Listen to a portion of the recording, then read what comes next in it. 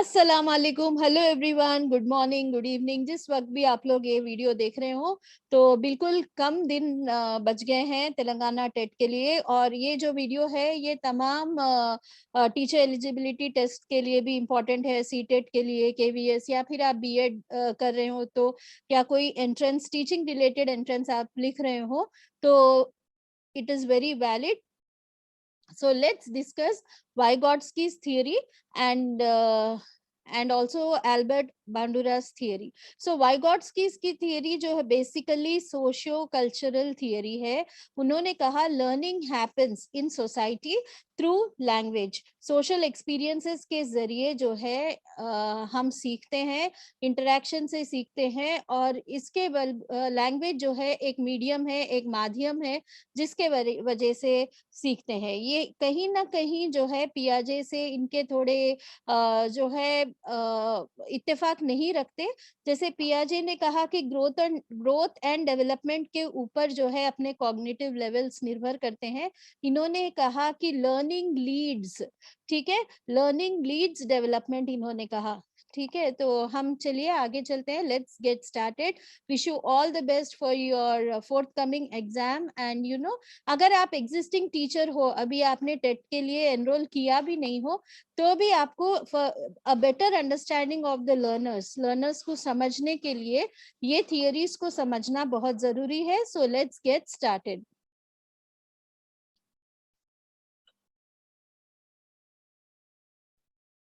जैसे आप देख रहे हैं, Vygotsky and Bandura's learning theories हम आज देखेंगे.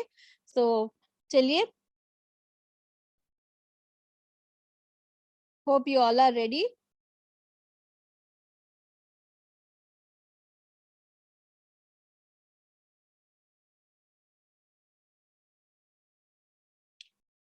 जैसे आप देख रहे हैं स्क्रीन पे, ये वाइगॉट्स्की इस थियरी में 3 एलिमेंट्स मेन है: सोसाइटी, कल्चर और लैंग्वेज. सोसाइटी, कल्चर और language.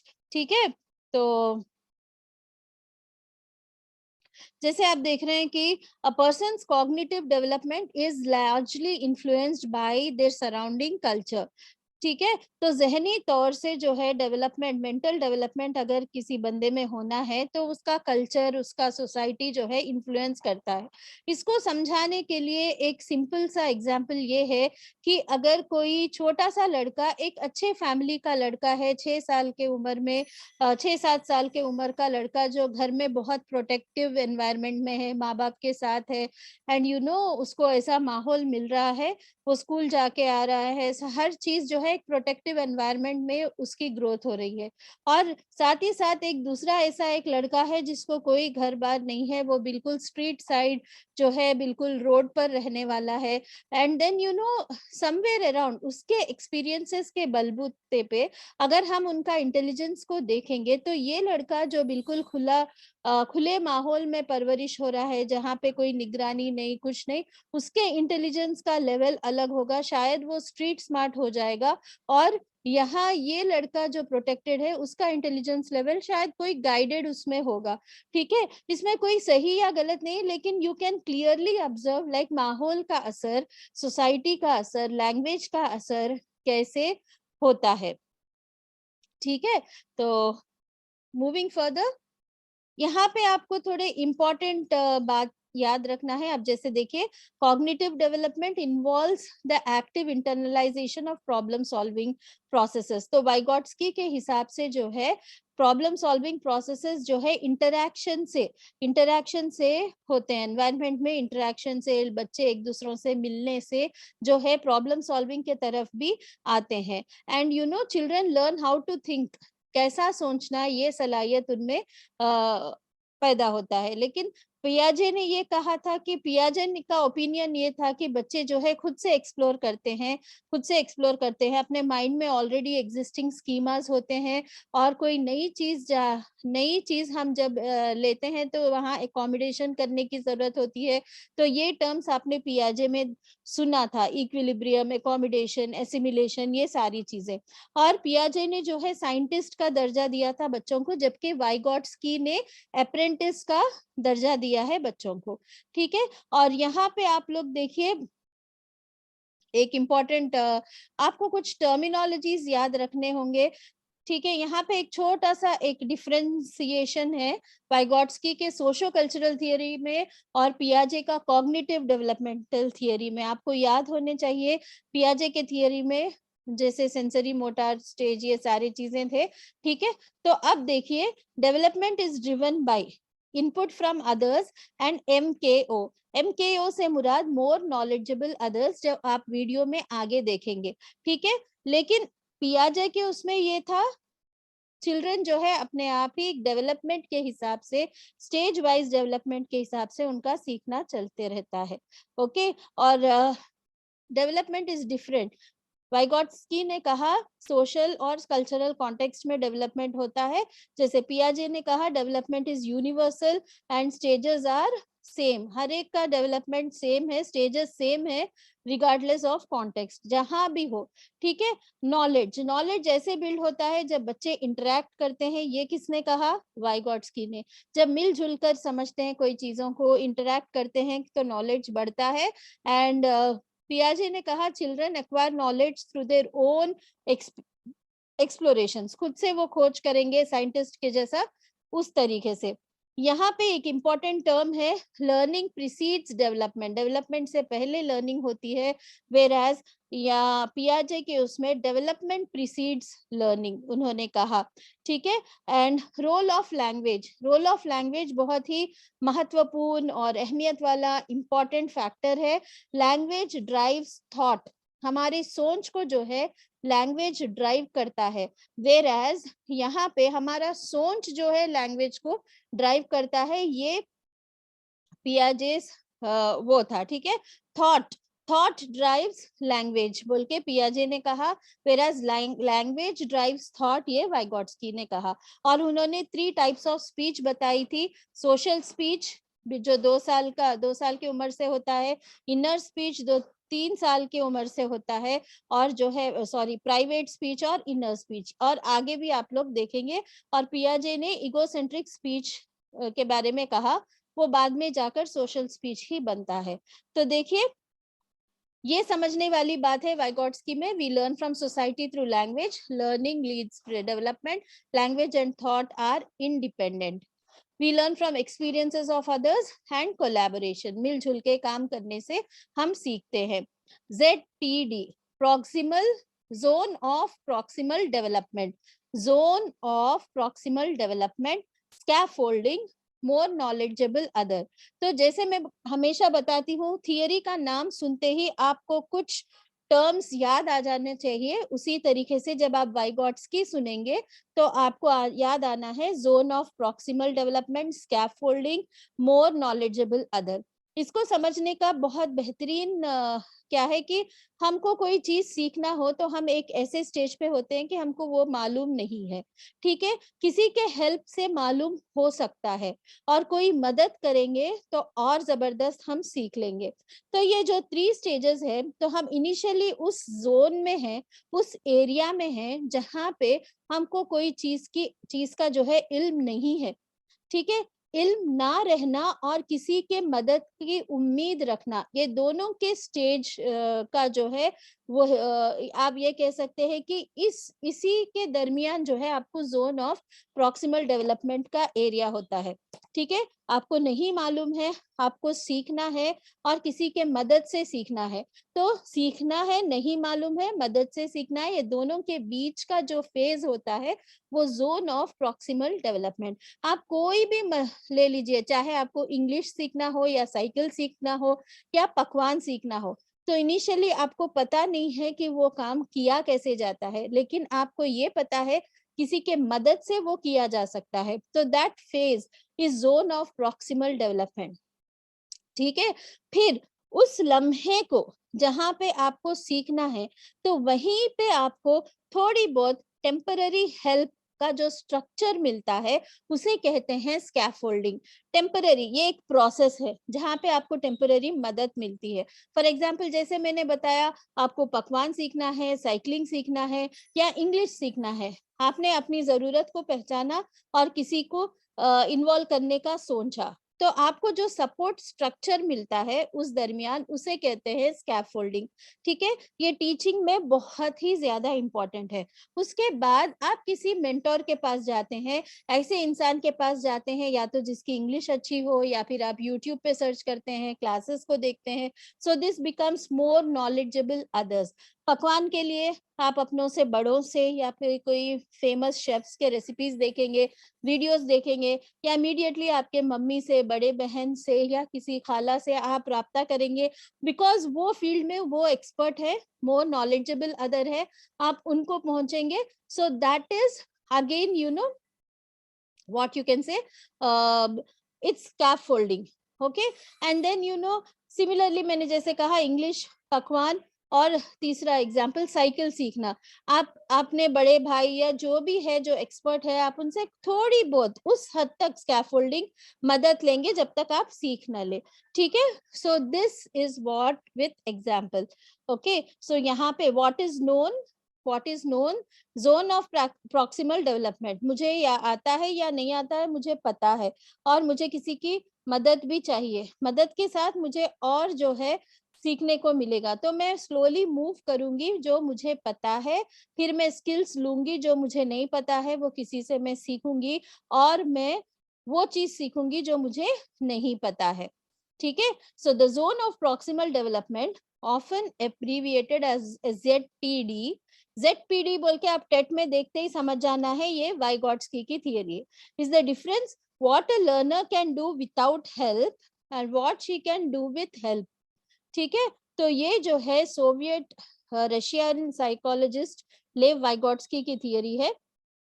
Okay, it is the area. तो आप ऐसे भी याद कर सकते हैं, बेसिकली ZPD जो है एरिया है, एंड स्कैफोल्डिंग जो है प्रोसेस है, and MKO that is more knowledgeable other जो है पर्सन है। ठीक है, एरिया, प्रोसेस, पर्सन, ये तीन चीजों को आप जहन में रखिए। ठीक है, अब ये हमने पहले भी देखा, पियाजे का क्या था, वाइगॉट्स्की का क्या था। पियाजे स्विस डेवलपमेंटलिस्ट थे, एंड वाइगॉट्स्की जो है रशियन डेवलपमेंटलिस्ट है। और हम थे और है बोल सकते हैं ऑब्वियसली, बिकॉज उनकी थियरीज अब तक वैलिड है, तो हम है भी यूज कर सकते हैं। पियाजे जो है बायोलॉजिकल डेवलपमेंट को उन्होंने दर्जा दिया था, स्कीमास, ये सारी चीजें, इक्विलिब्रियम, एडेप्टेशन, ये बातें की थी। और वाइगॉट्स्की जो है इंटरैक्शन के वजह से बच्चे सीखते हैं, एंड कल्चरल कॉन्टेक्स्ट के वजह से सीखते हैं, ये उन्होंने बताया था। ओके, और इसका एग्जाम्पल मैंने बताया कि a boy from good family and boy living on street, इन दोनों के इंटेलिजेंस में क्या फर्क है। बेशक कुछ खूबियां उनमें, कुछ खूबियां इनमें पाई जाएंगी, लेकिन दोनों की लर्निंग जो है अलग होगी। ओके, सो टिल 3 इयर्स उन्होंने कहा लैंग्वेज जो है 3 साल तक इंडिपेंडेंट है। लैंग्वेज और सोच इंडिपेंडेंट है, और लैंग्वेज जो है एक टूल है कम्युनिकेशन का। और स्पीच जैसे मैंने कहा, 3 किस्म की स्पीच उन्होंने बताई है, social speech, private speech, silent inner speech. Social speech जो है external communication from the age of 2, जो भी बच्चा बात करता है एक्सटर्नल कम्युनिकेट करता है, वो है। प्राइवेट, कभी कभी वो अपने अंदर भी बात करना शुरू करता है कुछ चीजों को, जब वो खेलना शुरू करता है कोई टॉयज से, उसके अंदर से ही वो इसको ऐसा करना चाहिए, वैसा करना चाहिए, ये प्राइवेट स्पीच कभी इगोसेंट्रिक स्पीच की शक्ल ले लेती है, तो सेल्फ टॉक। ओके, फिर साइलेंट इनर स्पीच, तो वो कुछ ऐसी बातें अंदर सोचने लगता है जो बाजों का कम्युनिकेट किया जाता है या नहीं किया जाता, लेकिन उसके अंदर की बातचीत भी शुरू हो जाती है, ओपिनियन फॉर्मेशन वगैरह शुरू हो जाता है, that is silent inner speech. तो यहाँ पे है देखिए, प्री इंटेलेक्चुअल सोशल स्पीच 0 से 3 साल तक। ओके, जहाँ पे कोई सोच या समझ पैदा नहीं होती। ठीक है, बस थोड़े से सोशल इंटरेक्शन के लिए जो है स्पीच शुरू हो जाती है। वेराज इगोसेंट्रिक जो है 3 से 7 साल तक है। ठीक है, language helps control child's behaviour spoken out loud, तो उन लोग अपने सोच को वर्बलाइज करते हैं, जो भी वो सोच रहे हैं वो वर्बलाइज करते हैं, अक्सर ये खेल कूद में किया जाता है। Inner speech silently use to inner thoughts, उनके इनसाइट्स को, थॉट्स को, ओपिनियंस डेवलप होते हैं 7 साल की उम्र से। अभी जैसे मैंने बताया स्कैफोल्डिंग क्या है, वो temporary structure of help. Okay, ये बहुत इंपॉर्टेंट फैक्टर है टीचर्स के लिए कि उन्हें पहचानना है कि स्कैफोल्डिंग की जरूरत कहाँ पे है। ठीक है, तो बच्चे की नीड कहाँ है, हम बोलते हैं कि नीड को पहचानने की जरूरत है। हेल्प किधर चाहिए, जब तक टेम्पररी स्ट्रक्चर को देना वो स्कैफोल्डिंग है। ठीक है, तो आप कैसे दे सकते हैं टेम्पररी स्ट्रक्चर्स फॉर टीचर्स, ये एक एडिशनल स्लाइड है, might be question can be based on this. Okay,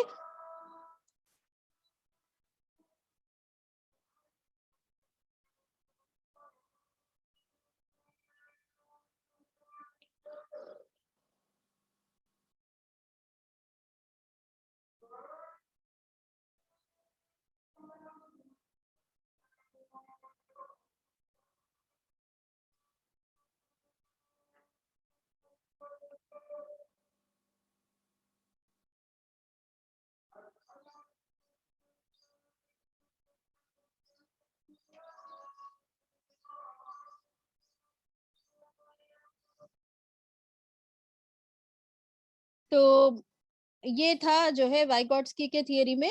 तो उन्होंने कोलैबोरेटिव लर्निंग, कोलैबोरेटिव टूल्स बताए, जिसमें assistive learning, collaborative learning, peer tutoring और रेसिप्रोकल टीचिंग, ये चीजों को उन्होंने बताया है, जो कि अपने बहुत ही ज्यादा इम्पोर्टेंट है।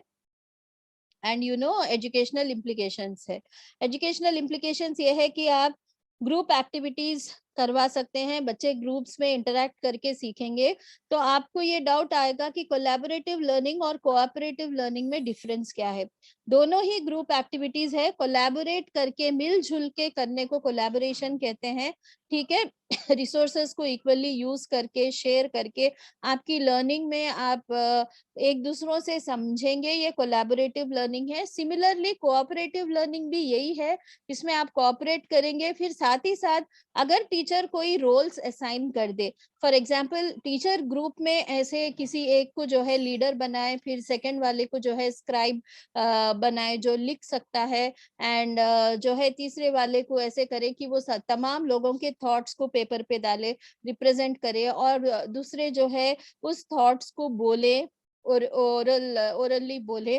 तो बेस्ड ऑन द ग्रुप, अगर आप इंडिविजुअली हर एक मेंबर को जो है एक रोल असाइन करते हैं, and then they learn something and share, then that becomes cooperative learning, which is one of the collaborative tools. Okay, and assistive, एक दूसरों को मदद, it can be like assisting each other, peer assistance हो सकता है, paid work हो सकता है, 2 लोगों का ग्रुप, 3 लोगों का ग्रुप। ठीक है, इस तरीके से। एंड पीयर ट्यूटरिंग, लाइक आप अपने दोस्त से समझेंगे, आप बोलेंगे कि मैथ्स का एक प्रॉब्लम आप समझाओ, मैं आपको जो है लैंग्वेज समझने में मदद करूंगी। It can be like peers helping each other. ठीक है, इसमें भी बहुत ज्यादा ये बेसिक बेसिक जो है इसका इम्पोर्टेंस वाइगॉट्स्की ने बताया कि ऐसे उसमें लर्निंग होता है, नॉट कि इंडिविजुअल और आइसोलेशन में अपने जहन के डेवलपमेंट और मेच्योरेशन पे ही होता है, ऐसा नहीं है, ऐसा है। तो ये बात वाइगॉट्स्की ने कहा था, जो लेटर ऑन इनके लिए एक वो भी था, एक क्रिटिकल एस्पेक्ट की इन्होंने एज की बात नहीं की, जबकि लर्निंग जो है एज वाइज होती है, मेच्योरेशन जरूरी है, विच डेवलपमेंट जरूरी है लर्निंग के लिए। तो इनके थियरी में इसके लिए स्पेस नहीं है, so that has become one of the points critical critics के लिए। रेस्ट ऑल अब जो हम टर्म्स सुनते हैं, cooperative, reciprocal, peer tutoring, reviews, and activity based learning, and all these things जो है योगदान या शेयर जो है वाइगॉट्स्की के हैं।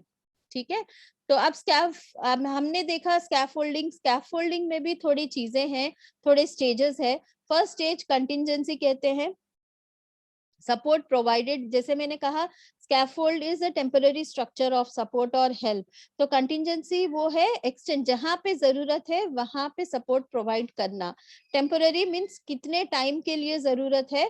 ओके, एज अ जैसे कि अगर से लर्नर को थोड़ा बहुत भी वो स्किल आ जाए, तो स्लोली स्लोली जो है सिखाने वाला मेंटर जो है हट जाता है, so it is temporary. And transfer of responsibility, जैसे कि सपोर्ट प्रोवाइड करते करते जब लर्नर ने सीख लिया तो रोल चेंज हो जाएगा, अब लर्नर खुद दूसरों को सपोर्ट करने वाला बनेगा, तो responsibility is shared. So these are the stages of scaffolding, contingency, temporary and transfer of responsibility. या आप इसमें आपको इजीली आपको समझ में आ जाएगा कि जोन ऑफ प्रॉक्सिमल डेवलपमेंट और स्कैफोल्डिंग किसे कहते हैं। ओके, नॉलेजेबल अदर्स कौन है, टेक्नोलॉजी, और कहाँ पे जोन बोलते ही आप लोग जो है एरिया को समझिए। Zone means area, what can I learn with the help of others, the structure which is provided is scaffolding, and from whom it is provided, it is the more knowledgeable others। इस तरीके से आप याद रखिए। आप जैसे यहाँ देख रहे हैं एक सैंपल, कभी मदर हो सकता है, मोर नॉलेजेबल अदर्स, या फिर कोई और सिखाने वाला, कंप्यूटर या book. Okay, ability, so a person that has more knowledge और ability than the learner, so basically person, someone who has a better understanding or higher ability level than the learner, teachers, adults, advanced students, sometimes even computers।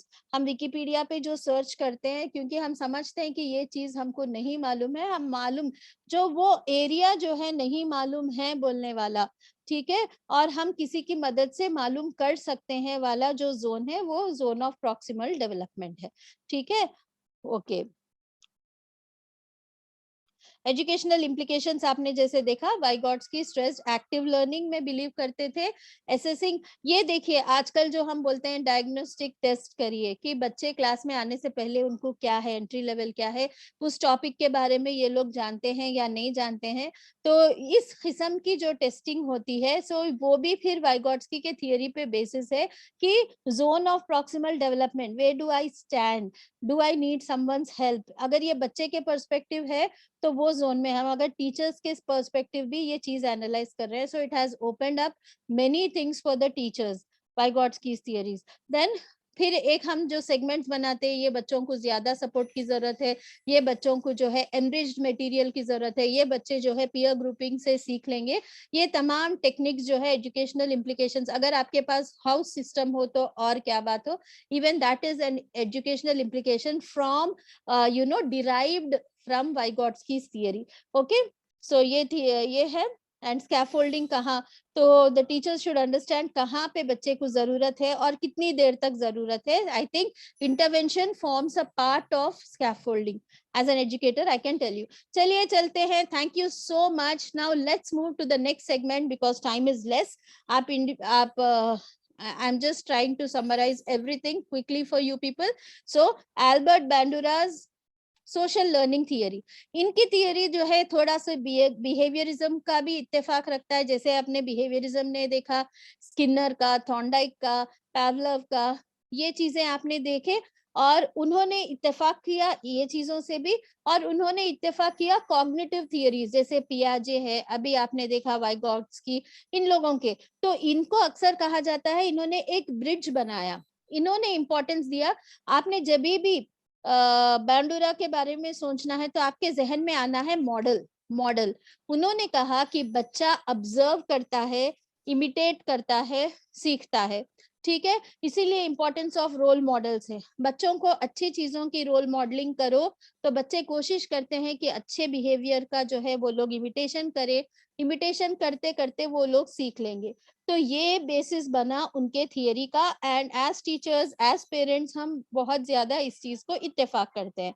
ठीक है, बच्चे अगर देखेंगे कि माँ बाप politely बात करते हैं, पेरेंट्स टीचर्स पोलाइटली बात करते हैं, तो स्लोली स्लोली पोलाइटनेस उनके आदत में आ जाएगा, तो वो भी पोलाइट बात करेंगे। अगर वो देखते हैं कि हर वो चीज लड़ाई झगड़े वो चलते हैं एंड बैक आंसरिंग चलता है, तो वो उसी को इमिटेट करेंगे। तो हम बहुत उसको पॉजिटिवली कहते हैं कि मैं गुस्से वाली हूँ, मेरे डैडी भी गुस्से वाले थे, लेकिन कहीं ना कहीं सबकॉन्शियसली आपने अपने डैडी की इमिटेशन की और बिहेवियर को रिपीट किया। ठीक है, it is such a lovely concept where anyways I don't want to get diverted. So this is the basis of Albert Bandura's theory, wherein your observation and imitation. So It was proposed by Albert Bandura, emphasizes the importance of observing, modeling, imitating the behaviors, attitudes and emotional reactions of others. कई बार बच्चे ऐसा observe भी करते हैं, अच्छा mummy कैसे react कर रही है अभी सिचुएशन को, मम्मी को नहीं पसंद आया, चलो हमको भी नहीं पसंद आया, like this. Okay, so that is immediate. So here is where we need to realize the importance of our behaviors because we are role models. ठीक है, social learning theory consists how both environment and cognitive factors interact, influence. ये तो आपने देखा. Socio cultural learning उनका है, मगर इनका जो है सोशल लर्निंग थियरी है, SLT. ठीक है, तो 4 स्टेजेस हैं.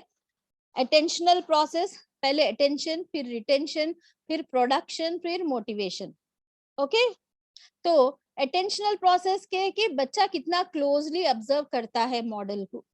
ओके ओके, कितना क्लोजली वो ऑब्जर्व कर रहा है. Second one, how well the child remembers, जितना उसने ऑब्जर्व किया वो कितना रिमेम्बर करता है, that is the retention process. Production, and same behaviour वो फिर जाहिर करेगा, प्रोड्यूस करेगा. ठीक है, complexity of the model's behaviour. Similarly motivation, and determine how motivated the child is to imitate the model. अगर वो बच्चा जो है मॉडल इमिटेशन, फॉर एग्जांपल एक टेडी बेयर को अगर छोटी सी लड़की जो है एक बिल्कुल एक सॉफ्ट तरीके से डील कर रही है, उसको बिल्कुल बहुत एक प्यारे तरीके से उससे बात कर रही है खेल खेल में, और मदर या जो भी है उसको ऑब्जर्व कर रहे बोलेंगे कि मेरी बच्ची कितनी अच्छी है, कितनी प्यारी है, कितना नर्म बात करती है, खत्म. तो ये हो गया रीइंफोर्समेंट. वो बच्ची समझेगी कि ऐसा बात करना अच्छा है, and she reinforces the behavior and she will try to produce the same behavior. So that is the motivation, just like the reinforcement. ठीक है, is that clear? Whereas मगर behaviorism ने ये बीच में मीडिएशन के प्रोसेस को behaviorism ने नहीं बताया. उन्होंने बस स्टिमुलस को और जो है रिस्पॉन्स को बताया कि स्टिमुलस ऐसा होगा तो रिस्पॉन्स ऐसा होगा, और स्किनर ने कहा कॉन्सिक्वेंस बेस पे जो है रिस्पॉन्स होगा वो होगा. तो this is what we have to learn. इसमें ये बताया कि कुछ सॉर्ट ऑफ मेंटल मीडिएशन भी होता है जिसके वजह से जो है एक्शन आता है. मॉडल को हम देखेंगे, उसको पहले अटेंटिवली ऑब्जर्व करेंगे, फिर उसको जो है जहन में बिठाएंगे, फिर उसका इमिटेशन करेंगे, फिर अगर हमको मोटिवेशन मिला तो हम उसको रीइंफोर्स करेंगे. So in short this is what is Bandura's theory. Fine. So this is what observation, imitation, internalisation, feedback. तो फीडबैक यहाँ पे जैसे सक्सेस, और अभी जैसे मैंने कहा तारीफ की तो आप रीइंफोर्स करोगे, नहीं तो फिर शायद वो बिहेवियर ना करे. ठीक है, so as you know what is stimulus and what is imitation, you also know. And internalization is created the mind, means अब एक कॉन्सेप्ट बन जाता है उसके जहनी तौर पे. And feedback. Okay, so basically बांडुरा ने कहा ऑब्जर्वेशन और इमिटेशन से जो है बिहेवियर्स बन जाते हैं, लर्निंग होती है. ठीक है, मीडिएटिंग प्रोसेसेस, अभी जैसे मैंने कहा बीच में मीडिएटिंग प्रोसेसेस होते हैं स्टिमुलाई और रेस्पॉन्सेस में. Behaviour is learn from the environment through the process of observational learning. इससे हम ना इत्तेफाक भी नहीं रख सकते, क्योंकि as teachers we know that observation कितना जरूरी है. आपके जहन को खोल देता है कई चीजों में, आप ऑब्जर्व करते हैं, सीखते हैं. ठीक है, सो ये एक फेमस एक्सपेरिमेंट था बांडुरास थियरी में, बोबो डॉल एक्सपेरिमेंट. एंड जैसे मैंने बताया ये एक ब्रिज है ट्रेडिशनल लर्निंग थियरी में, कॉग्निटिव अप्रोच में ये एक ब्रिज है. And how mental factors are involved in learning. Unlike Skinner believes that humans are active information processes and think the relation between their behavior and consequences. Skinner's का जो है consequence based था. ठीक है, salivation का जैसे salivation के ऊपर उनका observation था. ठीक है, stimulus का similarly. नाउ वही कंडीशनड, अनकंडीशनड स्टिमुलस, ये सारे आपने देखे. Observational learning could not occur unless cognitive. तो ये एक ब्रिज है, दोनों चीजों की जरूरत है. ठीक है, अभी जैसे मैंने बताया स्टिमुलस है, रिस्पॉन्स है. बिहेवियरिस्ट मॉडल में कॉग्निटिव में इनपुट है, प्रोसेसिंग है, आउटपुट है. बिल्कुल आपके कंप्यूटर की तरह हम कुछ बच्चे को फीड करते हैं, बच्चा मीडिएट करता है, देन आउटपुट बिहेवियर होता है. और सबसे अहम बात, ये एसएलटी थियरी से बहुत कॉम्प्लेक्स चीजें भी समझ में आई, जैसे जेंडर रोल्स. अगर लड़के ऐसे बिहेव करते हैं तो क्यों करते हैं, ठीक है। और लड़कियां ऐसी बिहेव करती हैं, क्यों करती हैं? क्योंकि वो इमिटेट कर रही हैं, शायद ऑब्जर्व किया उन्होंने ये रेस्पॉन्स और फीडबैक उस तरीके से मिला, तो इसीलिए जेंडर का इस तरीके का रेस्पॉन्स हुआ। Okay, so that is what social learning theory approach takes thought processes into account and acknowledges the role that play in deciding if a behavior is to be imitated or not. Okay, it is comprehensive, बहुत detail में इन्होंने समझाया है और हम भी इसको इत्तेफाक रखते हैं। मोटिवेशन, मोटिवेशन ये है कि आप कोई ऐसा काम करो जिससे कि हमारी कुछ काम करने का इच्छा बढ़ जाए, आपकी कोई चीज किसी की बात को सुनकर या अप्रेजल को सुनकर, या फिर तो the will to perform the behaviour, तो आप अंदर से अंदर आपको जो है कुछ काम करने का वो मिले, जज्बा मिले, तो उसे मोटिवेशन कहते हैं। तो वो मिलेगा कहाँ? किसी के रेस्पॉन्सेस से, रीइंफोर्समेंट से आपको मोटिवेशन मिलेगा। Rewards and punishment that follow a behavior will be considered by the observer. If the perceived rewards outweigh the perceived cost, then the behavior will be more likely. Rewards ज्यादा है, तारीफ ज्यादा है, या कोई अच्छे काम करने की प्रशंसा हो रही है, तारीफ हो रहा है, तो ऑब्वियसली बिहेवियर रिपीट होगा, अगर नहीं तो बिहेवियर इमिटेशन नहीं होगा। ठीक है। रिप्रोडक्शन, प्रेजेंट करना, परफॉर्म द बिहेवियर, जो मॉडलिंग किया उसको प्रेजेंट करना।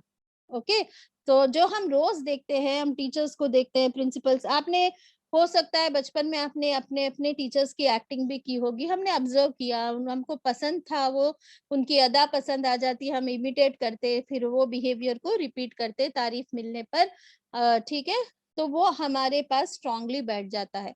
This influences our decision whether to improve imitate. किसी ने कहा तुम क्यों ऐसा कर रही हो, बिल्कुल सही नहीं है, ये गलत तरीका है, अच्छी बात नहीं है, तो हम डिप्रेस होके हो सकता है वो इमिटेट ना करें। ओके,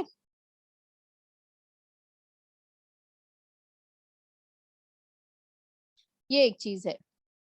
रिटेंशन मीन्स कोई चीज को होल्ड करके रखना। ठीक है, how well the behaviour is remembered, कितना याद रख सकते हैं हम उस बिहेवियर को। ओके, सो अगर कोई बिहेवियर को हम इमिटेशन नहीं कर रहे हैं, ऑब्वियसली वो रिटेंशन भी नहीं होगा। ओके, नाउ ये एजुकेशनल इम्प्लीकेशंस है, तो आपको बात समझ में आ ही गई होगी।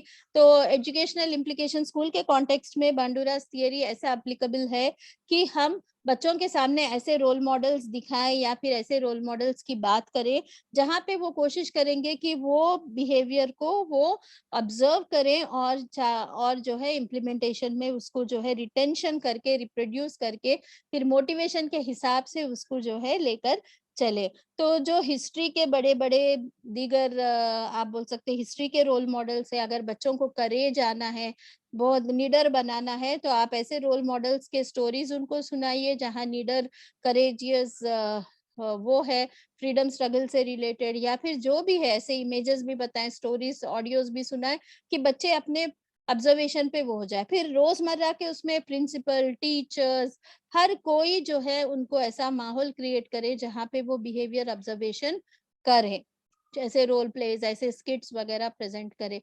Okay, so this technique is important to break down traditional stereotypes. तो यहाँ हम बोलना, लाइक हमारे बाप को बहुत गुस्सा था, मैं भी गुस्से वाली हूँ, ये बहुत बहुत काबिल तारीफ की बात नहीं है। रोल मॉडलिंग उन्होंने ऐसे किया और किसी ने उनको कंडेम नहीं किया, फीडबैक नहीं दिया कि ये बिहेवियर गलत है, तो शायद वो रुक जाता। हम कहीं ना कहीं अप्रिशिएट भी करते हैं कि वाह वाह वाह, उनको दादा से आया गुस्सा, ये कोई बात है। खैर, anyways, so with this I have tried to explain you two theories at a time. Please revise properly. I'll be coming up with some questions later in the later part of the day. Jazakallahu khair. Take care. Wish you all the best. Happy learning.